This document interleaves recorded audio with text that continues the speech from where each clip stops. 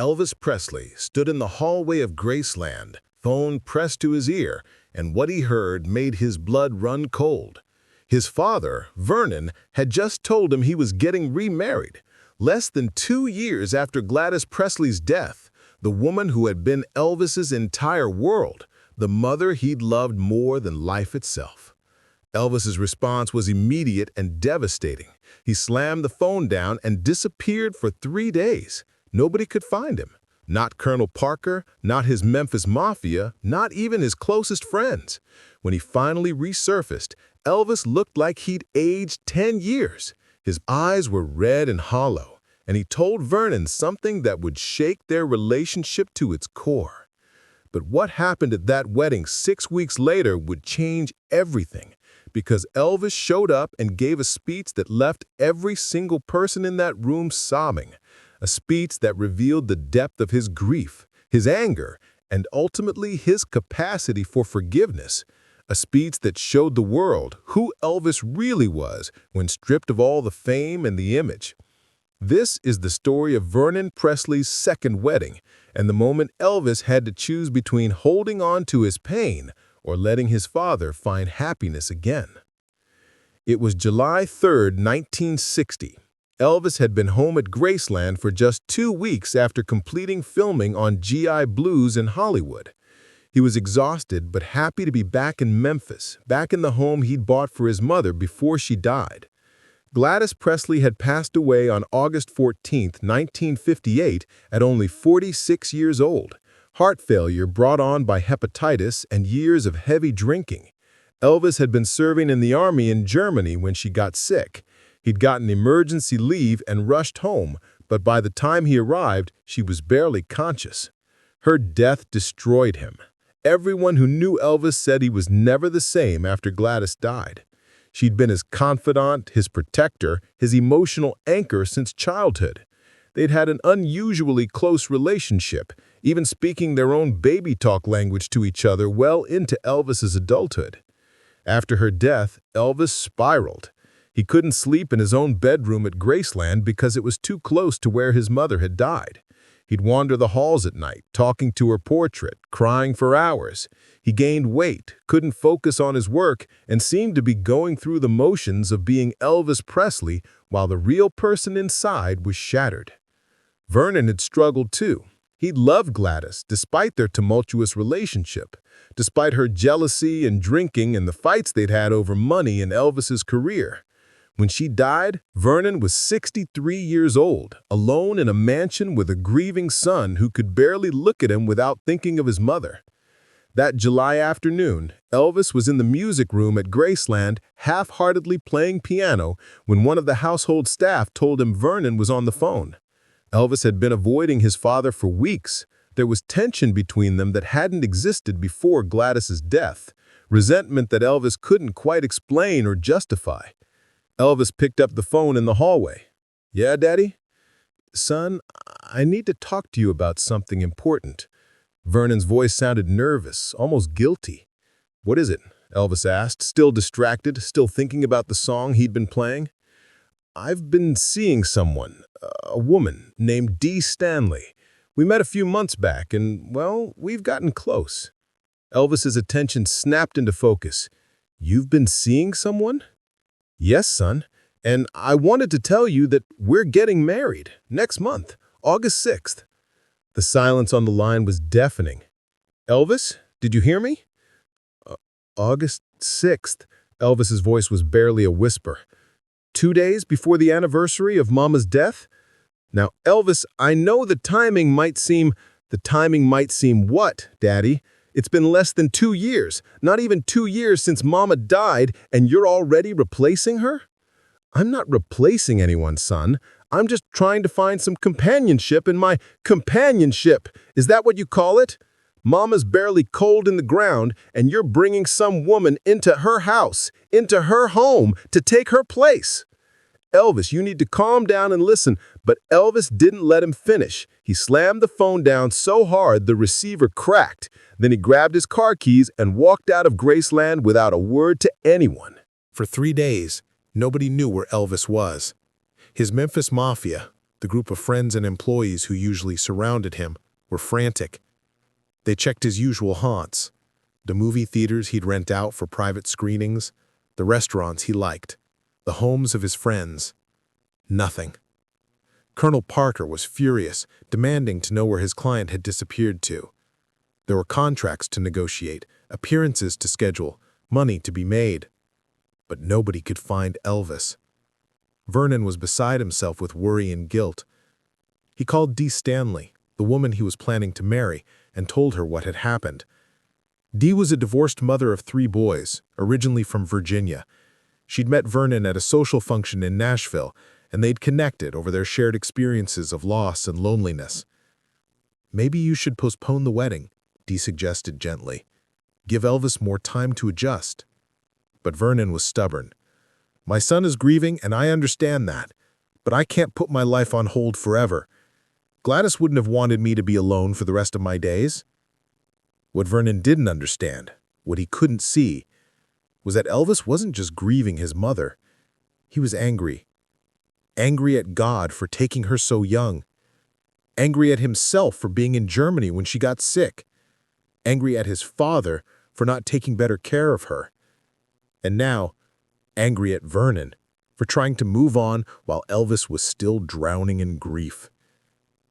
On the second night of Elvis's disappearance, one of his closest friends, Red West, finally tracked him down.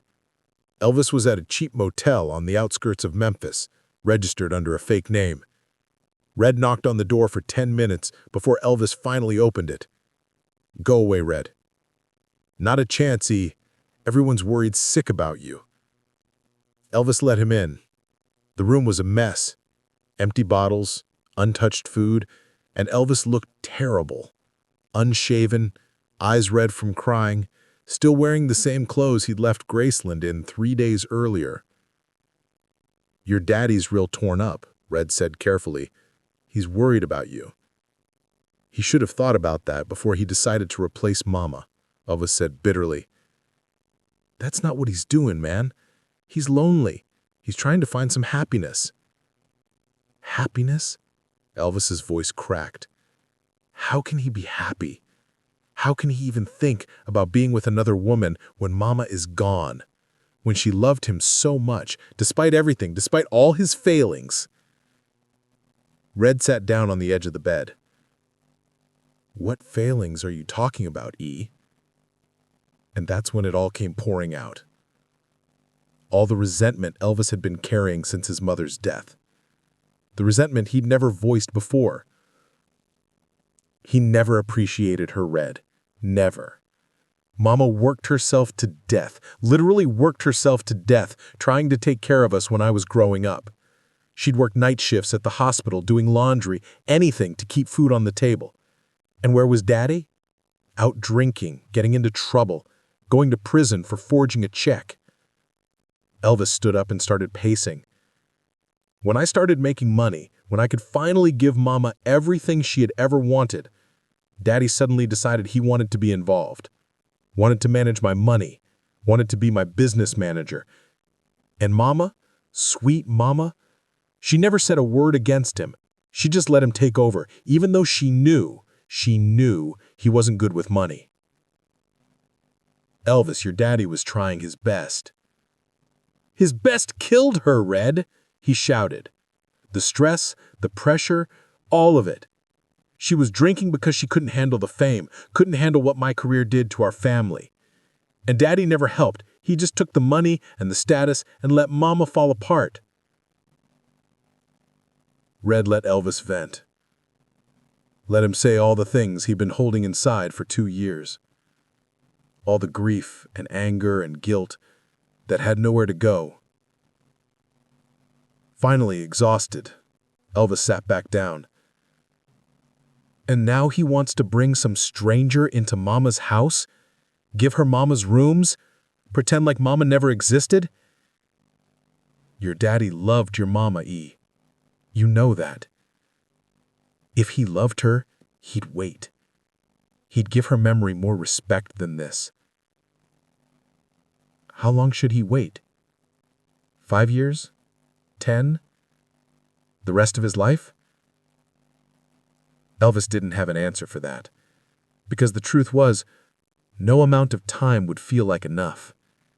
No amount of time would make it okay in Elvis's mind for another woman to sleep in his mother's bed, walk through his mother's rooms, sit at his mother's table. On the fourth day, Elvis finally returned to Graceland. He walked in looking haggard and defeated. Vernon was waiting for him in the living room, having barely slept himself. "Son, we need to talk." "There's nothing to talk about, Daddy," Elvis said quietly. "You've made your decision. Do what you want." "It's not about doing what I want," Vernon said, his own temper starting to flare. "It's about trying to live my life. I'm 63 years old, Elvis. I don't know how many years I have left. Am I supposed to spend them alone because you can't accept that your mother is gone?" "Don't you dare," Elvis said, his voice dangerous. "Don't you dare make this about me not accepting Mama's death. I accept it every single day. Every morning I wake up and remember she's gone. Every night I go to sleep in this house that I bought for her. Not for you, not for me, for her. And now you want to bring another woman here?" "This is my house too, Elvis. You may have paid for it, but it's my home." That stopped Elvis cold, because Vernon was right, and Elvis hated that he was right. "I'm getting married on August 6th, Vernon continued, his voice softer now. "I'd like you to be there. I'd like you to support me the way I've supported you all these years. But if you can't do that, if you can't be happy for me, then don't come." "Fine, I won't." And he walked out of the room, leaving Vernon standing there, looking older and more tired than Elvis had ever seen him. For the next 3 weeks, Elvis and Vernon barely spoke. They lived in the same massive house, but moved around each other like strangers. The staff at Graceland didn't know what to do. The tension was suffocating. Elvis threw himself into work, recording sessions at RCA, meetings about his next film, anything to avoid thinking about the wedding that was approaching. But he couldn't escape it. Everyone around him was talking about it, asking if he was going, trying to mediate between father and son. Colonel Parker finally cornered Elvis 5 days before the wedding. "You're going to that wedding, boy." "Like hell I am." "You're going because not going will create a scandal. The press will have a field day. Elvis Presley skips father's wedding. The stories will paint you as a spoiled, jealous child who can't handle his father finding happiness." "I don't care what the press says." "Well, you should, because your career depends on your image, and your image depends on you being seen as a good son, a family man, a Southern boy with traditional values. You skip this wedding, and you damage all of that." Elvis knew Colonel was right, but he still didn't want to go. Didn't want to smile and pretend to be happy. Didn't want to watch some stranger become Mrs. Vernon Presley. But 3 days before the wedding, something changed. Elvis was in his mother's room at Graceland, something he rarely did because it hurt too much. But that night he went in and sat on her bed and looked at her pictures on the dresser. And he started talking to her, the way he used to when she was alive. "Mama, I don't know what to do. Daddy's getting married, and I can't stand it. I can't stand the thought of him being with someone who isn't you. But I'm so tired, Mama. I'm so tired of being angry all the time, of feeling like I'm drowning in this grief with no way out." He sat there in the dark, and in his mind he could hear what his mother would say. She'd tell him to forgive his father. She'd tell him that Vernon deserved to be happy. She'd tell him that holding on to anger was only hurting himself. Gladys had always been the peacemaker in the family, always the one who smoothed things over when Vernon and Elvis fought, always the one who loved them both enough to help them love each other. And Elvis realized, sitting in his mother's room, that if he didn't go to this wedding, if he didn't try to support his father, he'd be dishonoring everything his mother had taught him about family and forgiveness. So the next morning, Elvis walked downstairs and found Vernon in the kitchen. "I'll be at the wedding," Elvis said quietly. Vernon looked up, surprised. "You will?" "I'll be there." and I'll give a speech if you want me to." "Son, you don't have to. I want to," Elvis interrupted. "For Mama. She'd want me to be there for you." Vernon's eyes filled with tears. He stood up and hugged his son, and for the first time in weeks, the tension between them began to ease. August 6, 1960. The wedding was held at the First Assembly of God Church in Memphis, the same church where Gladys's funeral had been held less than 2 years earlier. Vernon either didn't realize the cruel irony of this or didn't care. For Elvis, walking into that church was one of the hardest things he'd ever done. The wedding was small and intimate, just family and close friends. Dee Stanley stood at the altar in a simple cream-colored dress, her 3 young sons beside her. She was 28 years old, 35 years younger than Vernon. Pretty, kind-faced, nervous. Elvis arrived just before the ceremony started, wearing a dark suit, his face carefully neutral. He sat in the front row, hands clasped, jaw tight. Everyone kept glancing at him, wondering what he was thinking, what he was feeling. The ceremony itself was brief. Vernon and Dee exchanged vows, rings, a quick kiss, and then the minister announced them as husband and wife. There was polite applause, but the atmosphere in the church was strained. Everyone knew this was complicated. Everyone knew Elvis was struggling. At the small reception afterward, held at a local restaurant, Elvis remained quiet.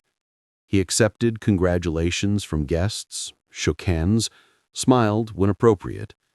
But anyone who really knew him could see he was barely holding it together.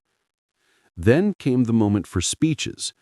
Vernon's brother Vester spoke first, welcoming Dee to the family. Then a few friends shared brief stories and well-wishes.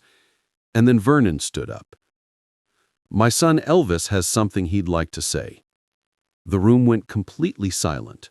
All eyes turned to Elvis. He stood slowly, his face pale, and walked to the front of the room where Vernon and Dee were sitting. Elvis looked at his father for a long moment. Then he looked at Dee, this woman he'd never wanted in his life, this woman who represented everything he'd lost. And then he began to speak. "I'll be honest with you all," Elvis started, his voice quiet but clear. "I didn't want to be here today.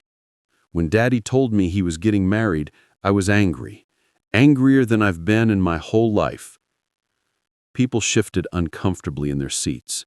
This wasn't how wedding speeches were supposed to go. "I was angry because I thought Daddy was betraying Mama. I thought he was trying to replace her, trying to erase her memory by bringing someone new into our lives, into our home. And I couldn't understand how he could move on when I was still so broken by losing her." Elvis's voice cracked slightly, but he pushed on. "My mama was everything to me. Everything. She believed in me before anyone else did. She sacrificed everything for our family. She loved Daddy and me with a fierce, protective love that I've never seen anywhere else. And when she died, I felt like the light went out of the world." Tears were running down Elvis's face now, but he didn't wipe them away. "I blamed Daddy for a lot of things after Mama died. I blamed him for not taking better care of her, for not seeing how much she was struggling, for not doing more to save her. And when he told me he was getting married again, I thought it confirmed everything I'd been feeling, that he didn't really love Mama, that she didn't really matter to him." Vernon was crying now too, his head in his hands. "But I was wrong," Elvis said, his voice stronger. "I've spent the last few weeks thinking about Mama, really thinking about who she was and what she would want. And you know what? She wouldn't want Daddy to be alone for the rest of his life. She wouldn't want him to sit in that big house, lonely and grieving, just to prove he loved her." Elvis looked at Dee directly. "And she wouldn't want me to make this harder than it already is. Because I know this isn't easy for you either, Miss Dee. Coming into our family, into Mama's home, knowing that you'll always be compared to her. That took courage, and I'm sorry I made you feel unwelcome. Dee was openly crying now, her hands over her mouth. "Daddy," Elvis turned to his father, "I love you, and I'm sorry I've been so angry. I'm sorry I made you feel like you had to choose between honoring Mama's memory and finding your own happiness. You don't have to choose. You can do both." Elvis paused, struggling to get the next words out. "Mama loved you, Daddy. Even when things were hard, even when you fought, even when she was drinking and struggling, she loved you. And I think wherever she is right now, she's glad you're not alone anymore. She's glad you found someone who can take care of you the way she always did." The room was completely silent, except for the sound of people crying. "So, Miss D," Elvis said, looking at his new stepmother, "welcome to the family. I'm going to try to be a better son to Daddy, and I'm going to try to make room in my heart for you too. It won't be easy, and I'm going to make mistakes, but I'm going to try, for Mama and for Daddy." Elvis raised his glass. "To Daddy and Dee, may you have many happy years together." The room erupted in applause and tears. People were standing, clapping, crying, moved by the raw honesty of what they'd just witnessed. Vernon stood and pulled Elvis into a tight embrace, both of them sobbing.